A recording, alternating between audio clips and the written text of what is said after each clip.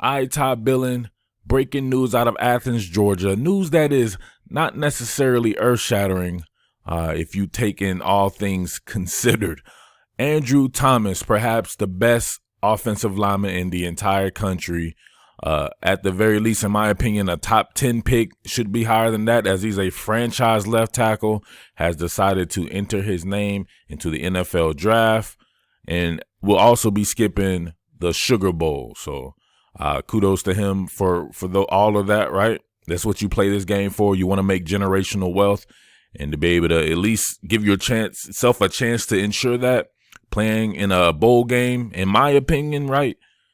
Unless it's the playoffs or something like that, it's probably not in your best interest if you're looking out for yourself or thinking of yourself as an investment, right? So he's given all he had to the school. He absolutely destroyed it. Absolutely destroyed it, man. I was sent to like 3 or 4 of his games when he was a senior to get film on him to do an eval, and I was thoroughly impressed. And I remember walking away thinking like, man, this kid is a future superstar at the University of Georgia at the left tackle position. I felt like he could play that right away. He started off at right tackle and got moved to left tackle his sophomore year. But, man, you see him right there, number 55. He just had that look about him, man. One of these guys is just high-waist kid, trim, not one of these kind of blobby type offensive linemen you see out there, hard-working cat. Very fluid, right? Lateral fluidness. Not that big of a mean streak per se, but just plays very balanced, right? Very great with pass protection, very good with his run blocking. He definitely will be missed, no doubt about that. It's funny because when you went out there, his teammate, you see right there, the right guard, Jamari Sawyer, probably had a lot more publicity going on. I think he's the highest rated interior lineman in the history of rankings. But to me, Andrew Thomas was the guy to see him battle and go against some of the kids I've seen him battle against, go against Chris Hinton and these guys at Greater Atlanta Christian, and just straight put in work. So he'll be leaving a monster-sized hole there. However, it is the University of Georgia, and they've been recruiting some very, very good offensive linemen and moving that bad boy forward.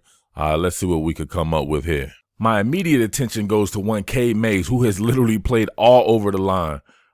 I think he's played a little right tackle, right guard, center. He was definitely in that center this year. He's played left guard. But we know him first from playing as a true freshman left tackle, filling in for an injured Andrew Thomas. And he was out there doing work, man, albeit against Middle Tennessee State. But he got to get a little bit of more work in against South Carolina. But, man, he was just straight bone-crushing people, right? Cade Mays is a bear, like a big old grizzly bear. He's just mean as all get out. A little bit different temperament than Andrew Thomas. He loves to finish blocks, get in and get on people. Not quite the athlete as Andrew Thomas. I think we saw in the Notre Dame game he was playing right tackle for an injured Isaiah Wilson, and we saw the kind of difference in athleticism right there. However, I'm not so sure that he can't do a good job at left tackle, right? It's something I've seen him do before. You see him right here ushering people up out the club. Like, get the hell out the club right now, or done told you. I love seeing that from your offensive lineman, man. Except he blew a tire, though. Man, he can't blow a tire at the end of it, you know what I'm saying? Once you get the club patron out of there, can't blow a tire, but he blew a tire.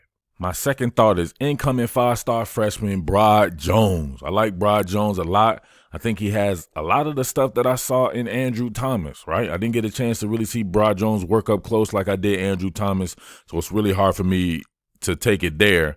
But from what I saw, and I'm going to have to ask you guys to become a member of the channel, right? Hit that join button that you see usually by the subscribe button or whatever like that. And I think I'll put a link in the description. I did some work on him before with some of his camp stuff, and I want to release that as members only content here on the channel. Just for you guys. Obviously, I can't release that to the public. I get copyright striked.